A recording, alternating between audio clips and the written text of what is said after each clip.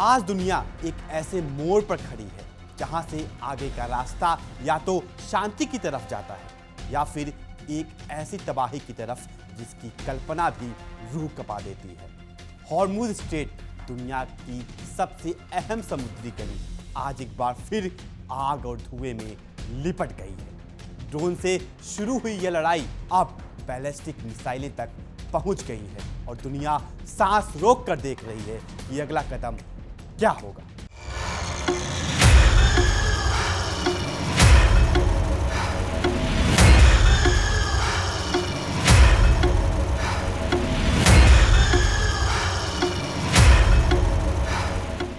अमेरिकी central command यानी CENTCOM ने दावा किया है कि ईरान ने कुवैत और बहरीन की दिशा में 7 बैलिस्टिक मिसाइलें दागी। इनमें से 6 को बीच रास्ते में इंटरसेप्ट कर लिया गया।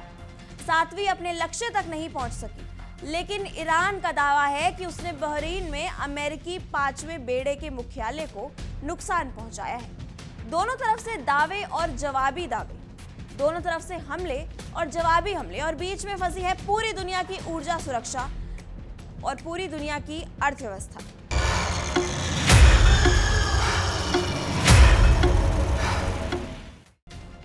जी, और इस बीच लेबनान में एक और चौंकाने वाली खबर आई है। लेबनान के राष्ट्रपति जोसेफ आउन ने खुद ईरान पर तीखा हमला बोलते हुए कहा, यह आपकी नहीं हमारा देश है। लेबनान को सौदेबाजी का मोहरा मत बनाओ। और गाजा में इजरायली हमले थमने के नाम नहीं ले रहे हैं। दोस्तों, आज पूरा मध्य पूर्व एक साथ जल रहा है। बने रहिए, क्योंकि आज की खबर सिर्फ एक देश की नहीं, पूरी दुनिया की तकदीर का सवाल है।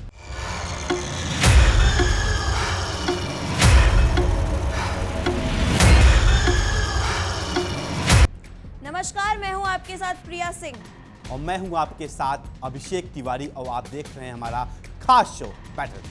पहले ये समझते हैं कि इस ताजे टकराव की शुरुआत कैसे हुई। तनाव की शुरुआत तब हुई जब अमेरिका ने दावा किया कि हॉर्मुज स्ट्रेट की तरफ बढ़ रहे 4 ईरानी ड्रोन समुद्री यातायात के लिए खतरा बन रहे थे। अमेरिकी सेना ने उन्हें मार गिराया, लेकिन अमेरिका यही नहीं रुका। उसने ईरान के तटीय निगरानी नेटवर्क को भी निशाना बनाया और गोरुक तथा केशम द्वीप स्थित रडार ठिकानों पर जवाबी हमले किए। दोस्तों, यहाँ एक बड़ा सवाल उठता है। 4 ड्रोन गिराना एक बात है, लेकिन उसके बाद ईरान की रडार ठिकानों पर हमला करना, यह आत्मरक्षा है या आक्रामकता? अमेरिका कहता है आत्मरक्षा, ईरान कहता है ये सीधा हमला था, और इसी हमले के जवाब में ईरान ने 7 बैलिस्टिक मिसाइलें दागी। जी बिल्कुल प्रिया, बैलिस्टिक मिसाइल और साधारण मिसाइल में फर्क समझना जरूरी है। बैलिस्टिक मिसाइल वो मिसाइल होती है जो अंतरिक्ष की सीमा तक जाकर वापस अपने लक्ष्य पर गिरती है। इसकी रफ्तार इतनी ज्यादा होती है कि इसे रोकना बेहद मुश्किल होता है। यह परमाणु हथियार ले जाने में भी सक्षम होती है। जब ईरान ने 7 बैलिस्टिक मिसाइलें दागी तो यह सिर्फ एक जवाबी हमला नहीं था, यह एक कड़ा संदेश था। एक ऐसा संदेश जो कहता है, हम पारंपरिक हथियारों से नहीं लड़ते, हमारे पास वो ताकत है जो दुनिया के सबसे बड़े सैन्य ठिकानों को भी नष्ट कर सकती है। और इस ताकत का प्रदर्शन ईरान ने किया।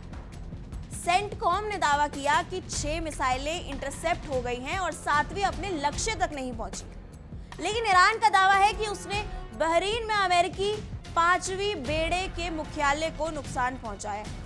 अमेरिका ने इस दावे को खारिज किया है। दोस्तों, युद्ध में दोनों तरफ से दावे होते हैं।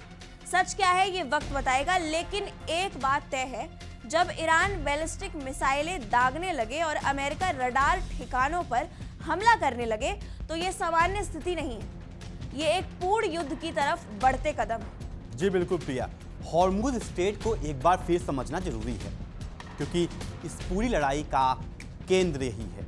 हॉर्मुज ओमान और ईरान के बीच एक संकरी समुद्री गली है। इसकी न्यूनतम चौड़ाई महज 33 किलोमीटर है, लेकिन इसी 33 किलोमीटर की गली से दुनिया का करीब 20% तेल और 20% यानी प्राकृतिक गैस गुजरती है। सऊदी अरब, यूएई, कुवैत, इराक, कतर, इन सभी खाड़ी देशों का तेल इसी रास्ते से जाता है। हर दिन करीब 20 से 21 मिलियन बैरल तेल इसी रास्ते से गुजरता है। अगर यह रास्ता बंद हो जाए या बाधित हो जाए तो दुनिया भर में तेल की कीमतें एक दिन में दोगुनी हो सकती है। भारत जैसे देश जो खाड़ी से 60% से ज़्यादा तेल आयात करते हैं, उन पर सीधा और तत्काल असर पड़ेगा। इसलिए हॉर्मूज सिर्फ एक भौगोलिक स्थान नहीं है, ये दुनिया की जीवन रेखा है और इसीलिए ईरान के लिए हॉर्मूज उसका सबसे बड़ा कूटनीतिक हथियार है। ईरान जानता है कि अगर उसने हॉर्मूज बंद कर दिया तो अमेरिका, यूरोप, एशिया सब तेल संकट में फंस जाएंगे और यही ताकत ईरान को अमेरिका के सामने टिके रहने की हिम्मत देती है। 90 दिन की जंग के बाद भी ईरान ने घुटने नहीं टेके क्योंकि उसके हाथ में हॉर्मूज का ट्रम्प कार्ड है। जी, और अब जब बैलिस्टिक मिसाइलें दागी जा रही हैं, जब रडार ठिकाने तबाह किए जा रहे हैं, जब ड्रोन गिराए जा रहे हैं, तो हॉर्मूज के आसपास का माहौल और भी अस्थिर हो गया है। दुनिया के सबसे बड़े तेल टैंकर इस रास्ते से गुजरने से डर रहे हैं। शिपिंग कंपनियां वैकल्पिक रास्ते खोज रही हैं और इसका सीधा असर तेल की कीमतों पर पड़ रहा है। भारत में पेट्रोल डीजल महंगा होगा, रसोई गैस महंगी होगी और आम आदमी की जेब पर बोझ बढ़ेगा। हॉर्मूज की लड़ाई सिर्फ ईरान और अमेरिका की नहीं, यह हम सब की लड़ाई है। जी बिल्कुल, इस पूरी कहानी में सबसे चौंकाने वाली बात यह है कि ईरान 90 दिनों से अमेरिका की सैन्य शक्ति का सामना कर रहा है और अभी भी टूटा नहीं है। अमेरिका ने ईरान के बंदरगाहों पर नाकेबंदी की, ईरान के सैन्य ठिकानों पर हमले किए, ईरान की नौसेना को भारी नुकसान पहुंचाया, ईरान की वायुसेना कमजोर हुई, लेकिन ईरान ने हर बार जवाब दिया, हर बार पलटवार किया, हर बार दिखाया कि वो झुकने वाला नहीं है। और आज जब ईरान ने 7 बैलिस्टिक मिसाइलें दागी तो ये उसी अदम्य इच्छा शक्ति का प्रमाण है। ईरान की ताकत को समझने के लिए उसकी असीमित युद्ध क्षमता को समझना होगा। ईरान के पास अमेरिका जैसी पारंपरिक सैन्य शक्ति नहीं है, लेकिन ईरान के पास कुछ ऐसा है जो उसे बेहद खतरनाक बनाता है। पहला, हॉर्मूज को बंद करने की क्षमता। दूसरा, बैलिस्टिक मिसाइलों का एक भंडार। तीसरा, पूरे मध्य पूर्व में अपने सहयोगियों का नेटवर्क। यमन में हूती, इराक में शिया, मिलिशिया में लेबनान और हिजबुल्ला। चौथा, सस्ते ड्रोन जो अमेरिकी एयर डिफेंस सिस्टम को उलझाए रखते हैं। और पांचवा, ईरानी जनता की वो एकजुटता जो बाहरी हमले के वक्त और मजबूत हो जाती है। यही 5 हथियार ईरान को 90 दिनों से टिकाए हुए हैं। ईरान के बारे में एक और अहम बात, ईरान का साउथ पार्स गैस फील्ड, जिसे मार्च में इजराइल के हमले से नुकसान पहुंचा था, वो फिर से चालू हो गया है।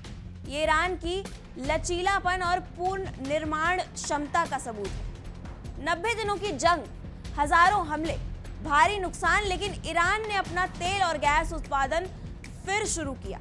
ये एक ऐसी कौम की कहानी है जो सदियों से मुश्किलों में जीना जानती है। अब बात करते हैं उस खबर की जो इस पूरी कहानी को और भी जटिल बनाती है। लेबनान के राष्ट्रपति जोसेफ आउन ने दिए एक इंटरव्यू में ईरान पर सीधा और तीखा हमला बोला है। उन्होंने कहा, ईरान अमेरिका और इजराइल के साथ अपने टकराव में लेबनान का इस्तेमाल सौदेबाजी के मोहरे के रूप में कर रहा है। लेबनान के लोग युद्ध में थक चुके हैं और शांति के साथ जीना चाहते हैं। और फिर उन्होंने वो बात कही जो पूरी दुनिया को चौंका दी। उन्होंने सीधे IRGC को संबोधित करते हुए कहा, यह आपका देश नहीं, हमारा देश है। ये बयान बेहद अहम है। लेबनान के राष्ट्रपति का ईरान के खिलाफ इस तरह खुलकर बोलना ये दिखाता है कि ईरान के मिडिल ईस्ट में अपने साथियों के बीच भी असंतोष बढ़ रहा है। हिजबुल्लाह ने लेबनान को दशकों तक युद्ध में झोंका, लेबनानी जनता ने इसकी भारी कीमत चुकाई।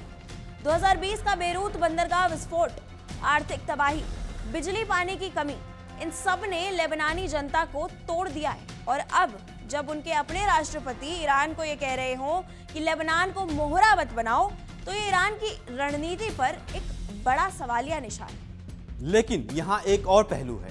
हिजबुल्लाह ने इजरायली ड्रोन गिराया, रॉकेट दागे और उत्तरी इजराइल के तिबेरियास शहर पर मिसाइल हमला किया। यानी एक तरफ लेबनान के राष्ट्रपति ईरान से दूरी बना रहे हैं, दूसरी तरफ हिजबुल्लाह अभी भी लड़ रहा है। यह लेबनान का अंदरूनी विरोधाभास है। एक तरफ वो राष्ट्र जो शांति चाहता है, दूसरी तरफ वो संगठन जो ईरान के इशारे पर लड़ रहा है।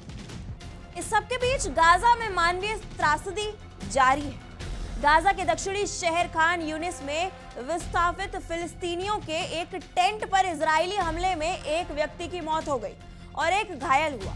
वो टेंट उन लोगों का घर था जो अपने असली घर गंवा चुके हैं, जो युद्ध की वजह से बेघर हो गए हैं, और उन बेघरों के टेंट पर भी बम गिराए जा रहे हैं। ये मानवता के खिलाफ सबसे बड़ा जुर्म है। जी बिल्कुल प्रिया, और वेस्ट बैंक में भी हालात बेहतर नहीं है। कब्जे वाले वेस्ट बैंक के उत्तरी हिस्से में अतूफ गांव पर इजरायली बसने वाले ने हमला किया। इजरायली सुरक्षा बलों ने 7 फिलिस्तीनियों को हिरासत में लिया और उनका कोई अता पता नहीं है। दोस्तों, यह सब तब हो रहा है जब दुनिया हॉर्मुज और ईरान पर ध्यान दे रही है, और इस ध्यान भटकाव का फायदा उठाकर गाजा और वेस्ट बैंक में जुल्म जारी है। अब सबसे बड़ा सवाल, आगे क्या होगा? क्या अमेरिका और ईरान के बीच डील होगी या ये जंग और बढ़ेगी? ट्रंप ने कहा है हम अच्छी डील करेंगे या मिलिट्री तरीके से खत्म करेंगे। ईरान ने कहा है हम शब्दों पर नहीं, कार्रवाई पर भरोसा करते हैं। हमारे अधिकार सुरक्षित होने तक कोई समझौता नहीं। दोनों तरफ की बातें सुनकर ऐसा लगता है कि डील दूर है और जंग करीब। एक बात याद रखिए, युद्ध किसी के लिए फायदेमंद नहीं है। अमेरिका 90 दिनों में $60 अरब खर्च कर चुका है। ट्रंप की अप्रूवल रेटिंग 30% तक गिर गई है। अमेरिकी जनता महंगाई से परेशान है और ईरान की जनता भी युद्ध की थकान महसूस कर रही है। दोनों तरफ दबाव है, दोनों तरफ थकान है, और यही थकान कभी न कभी डील की तरफ ले जाएगी। लेकिन डील तब होगी जब दोनों तरफ से सम्मान, और जब ईरान को उसके अधिकार मिले, जब हॉर्मुज खुले, जब पाबंदियां हटे, और जब अमेरिका यह मान ले कि ईरान को घुटने पर नहीं लाया जा सकता। दोस्तों, ईरान का संदेश साफ है। हम 90 दिन लड़े, हम और लड़ सकते हैं। हमारे पास बैलिस्टिक मिसाइलें हैं, हॉर्मुज हमारे हाथ में है और हमारी जनता हमारे साथ है। लेकिन हम शांति भी चाहते हैं, अपनी शर्तों पर, अपने सम्मान के साथ, और यही वो बिंदु है जहां से डील की संभावना जन्म लेती है। आज की पूरी कहानी एक ही सवाल पर आकर रुकती है, क्या इंसानियत जीतेगी या हथियार? क्या बातचीत जीतेगी या बम? हॉर्मुज पर 7 बैलिस्टिक मिसाइलें, गाजा में बेघरों के टेंट पर हमले, लेबनान में राष्ट्रपति का विद्रोह, यह सब मिलाकर एक ऐसी तस्वीर बनाते हैं जो बेहद डरावनी है। लेकिन इस डरावनी तस्वीर में एक उम्मीद की किरण भी है। वो किरण है ईरान की वो जिद जो कहती है हम झुकेंगे नहीं, लेकिन हम बात करने को तैयार हैं। वो किरण है दुनिया की वो जनता जो युद्ध से थक चुकी है और शांति चाहती है। वो किरण है भारत जैसे देश जो हर तरफ से बात करते हैं और शांति के लिए दरवाजे खुले रखते हैं। जी बिल्कुल प्रिया, आने वाले दिन बेहद अहम है।